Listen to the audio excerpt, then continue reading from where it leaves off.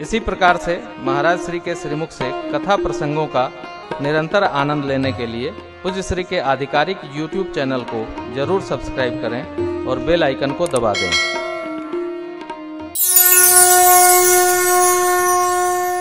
सत्संग अनमोल हीरा है। देखिए, लिखा है, सठ सुधरहि सतसंगति पाई।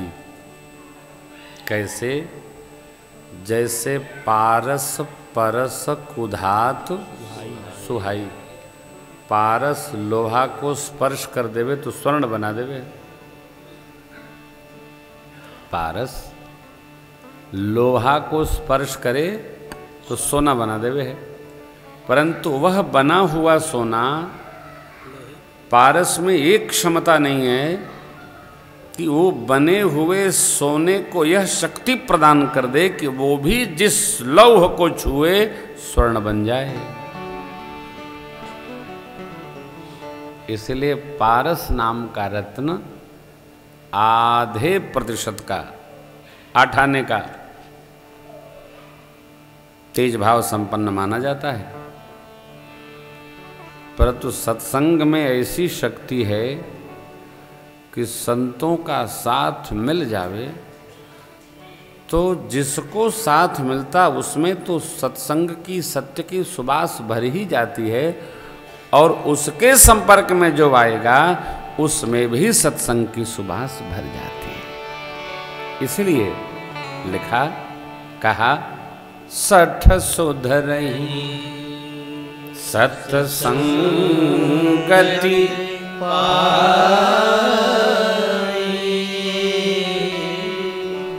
पारस परस कुधात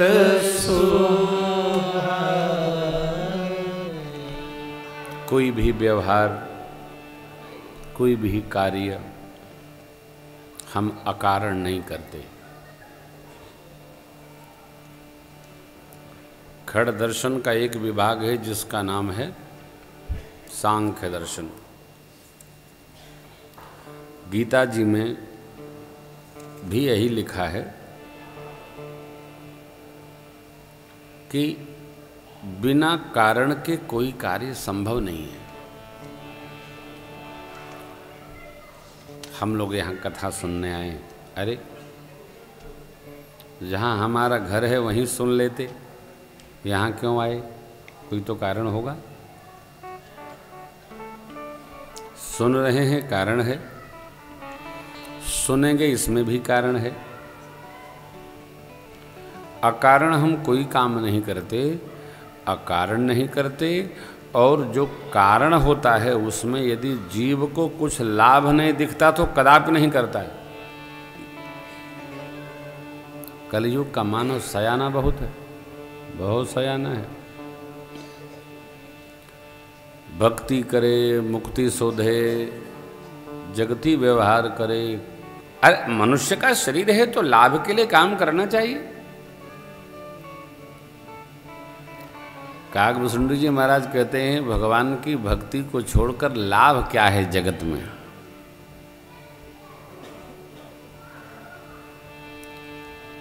भगवान की भक्ति से बड़ा है मानव तन पाकर किसी को कोई लाभ मिल सका नहीं है, होता भी नहीं है। तो हम क्यों पीछे रहें जब काकभूषुंडी जी ही कहते हैं, देह धरे कर यह फल भाई, अब भजिए राम सब काज बिहाई। सब काम छोड़कर भजी करो। स्मृति में एक श्लोक है, शतम विहाय भोक्तव्यम सहस्त्रम स्नानमाचरेत लक्षम विहाय दातव्यम सर्वम त्यक्त्वा हरिम भजेत। 100 काम छोड़कर नहाओ, 1000 काम छोड़कर, शतम विहाय भोग खाओ, 1000 काम छोड़कर नहाओ, 1 लाख छोड़कर दान करो, और सब काम छोड़कर भगवान का भजन करो। यही सार है, भजन करो। यह राम कथा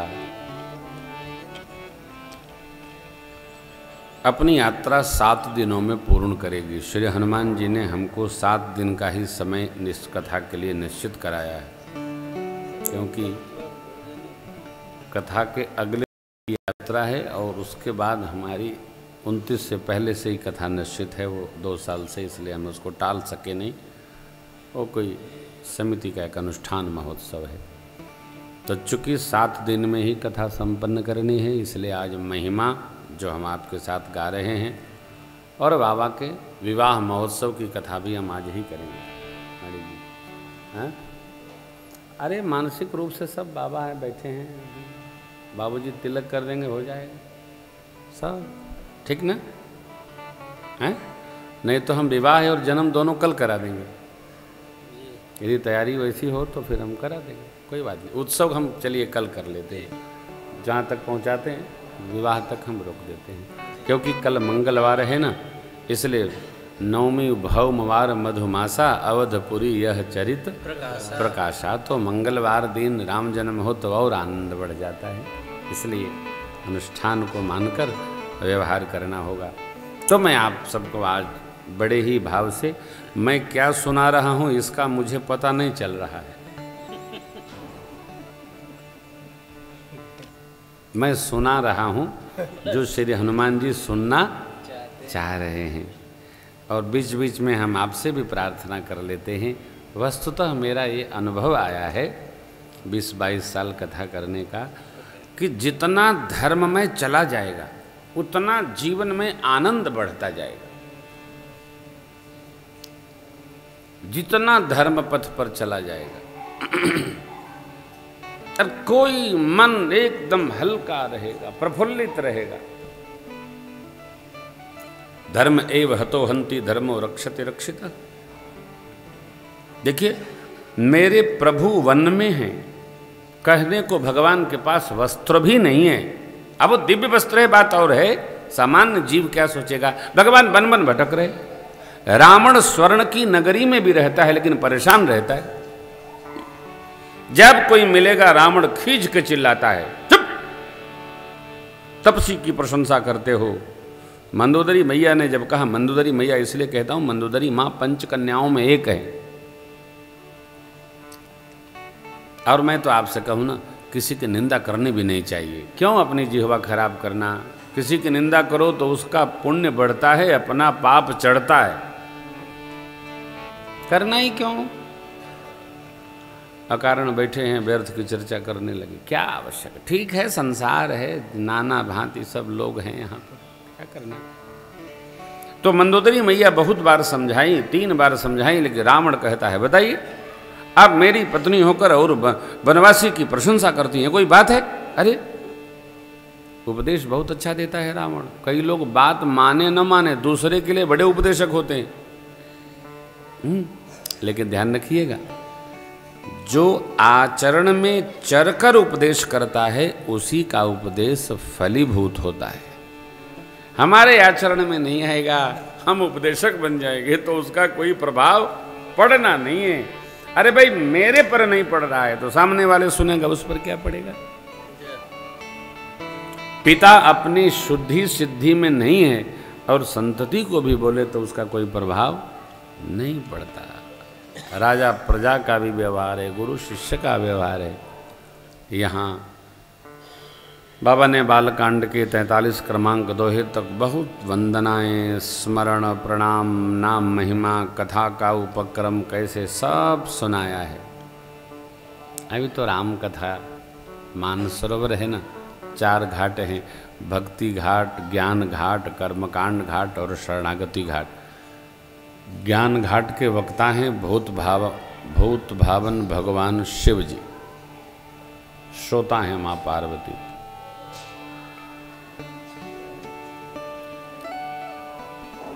देखिए, समय बदला है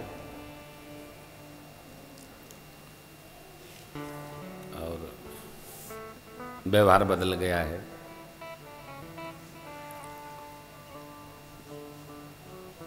तीर्थराज प्रयाग में याज्ञवल्क्य जी वक्ता हैं, भरद्वाज जी श्रोता हैं। नीलगिरी पर्वत पर गरुण जी श्रोता हैं, कागभूषुंड जी वक्ता हैं। पक्षी बैठे। काशी जी में संत वृंद और गंगा मैया श्रोता हैं, पूज्यपाद गोस्वामी जी महाराज वक्ता हैं।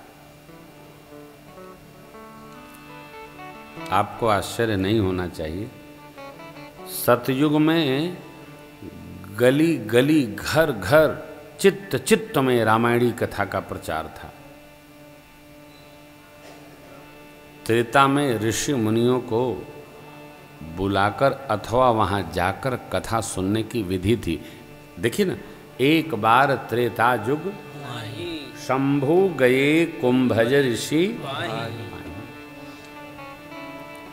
कुंभज ऋषि के यहाँ अर्थात अगस्त्य ऋषि महाराज के यहाँ भगवान विश्वनाथ मां सती जी को लेकर गए। कब? त्रेता में। लोग सुनने जाया करते थे। कलयुग में लोग अपने घर बुला लेते हैं, कहते हमको कथा सुना जाएगी। काहे? तो हमको तो समय है नहीं। भगवान वेदव्यास जी कहते हैं, यदि कलयुग में जीव बुला के भी कथा सुनता है भगवान की, तो उस जीव की भगवान पर बड़ी कृपा है। मेरा वाक्य ठीक से पकड़िएगा, क्या कह रहा हूं? जीव बुलाकर भगवान की कथा सुनने की कामना करता है तो उस जीव की भगवान पर बड़ी कृपा है। अरे सुन रहा है ना वो। बुरा न मानिएगा, हम आप सब लोग आए हैं, आप में से कौन कौन कथा सुनेगा और कितना समझेगा, ये कथा जाने और परमात्मा जाने और श्री हनुमान जी महाराज जाने। कथा में बैठे हैं तो हम सुन ही रहे हैं, हम ये नहीं मानते। मैं तो कथाओं में कहता हूं प्रेम भूषण गा रहा है, क्या वो सुन भी रहा है कि केवल गा ही रहा है? गाता है मुंह अर्थात जिह्वा। एक दिन एक आदमी हमारे पास आ गया, उसका मुंह न खोले, पत्नी साथ में थी, बोली गुरुजी इनका मुंह नहीं खुलता। हमने कहा ये मसाला खाते हैं का? कहन हाँ, श्रीमान लोग बहुत खाते हैं मसाला। देखिए ये अच्छी बात है, आप चाहे जो खाइए, भगवान ने खूब दिया है, लेकिन वो न खाइए कि जो खुल रहा है वो भी बंद हो जाए। सब खाइए, कोई मना नहीं करता है, कौन मना करेगा? अच्छा, किसी के मना करने से, हमारे प्रेसिडेंट सुनील जैन साहब आए थे, वो भी बहुत खाते हैं, घाटशिला। बहू जी ने फ़ोन करवाया, गुरुजी को कहिएगा इनको मना करें। अरे कोई मना करें, ये बताइए, मना करे तो कोई मानता है क्या? कोई नहीं मानता है। हम तो बहुतों को क्या बताऊं, कोई मानता ही नहीं है, कोई नहीं मानता।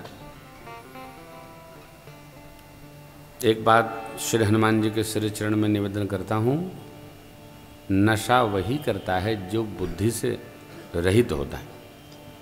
ये बुद्धिमानों के लिए नशा नहीं बना है, बुद्धिमानों के लिए अमृत बना है। अमृत क्या है? अतः भगवत रस, दिव्य रस, ये अमृत है। नशा विवेकी व्यक्ति के लिए नहीं। बहुत संतों ने क्या क्या, संत लोग कहते कहते चले गए। कहाँ गए? परमात्मा के धाम चले गए, लेकिन दुनिया अपनी यात्रा में है। यह समझकर व्यवहार करना चाहिए। और सही तो कहें कि अपने लिए कुछ करना नहीं है। हम लोग पितृ देवताओं को स्मरण करके यह कथा गान कर रहे हैं, करा रहे हैं। अपने लिए नहीं, अपनों के लिए धर्म आचरण करना अति अनिवार्य है। हम जैसा करेंगे हमारे उसको चरेंगे वरेंगे। हमारा तो कितना है भाई, 10, 20, 25 का खेला है, लेकिन वस्तुतः हमारी संतान इसी बात का स्मरण करती। हमारे बाबूजी, हमारे बाबाजी बड़े धर्माचरणी थे। अरे साहब क्या!